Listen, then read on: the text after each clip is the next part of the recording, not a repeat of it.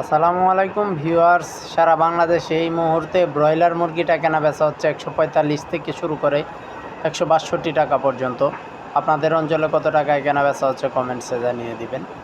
সেই সাথে আজকে 1 জুন, সপ্তাহেরও প্রথম দিন, বাজারটা অত্যন্ত খারাপ গেছে, যার জন্য অনেক ফার্মার লসে আছেন।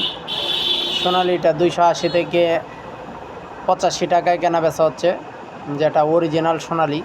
তবে হাইব্রিড কালার বার্ড এটা 260 টাকায় কেনা বেচা হচ্ছে। সেই সাথে যে যে অবস্থান থেকে কেনা বেচা করেছেন সেগুলো রেটগুলো কমেন্টসে দিবেন। ব্রাউন কক 240 টাকায়, রিজেক্ট ক্লিয়ার 290 টাকায়।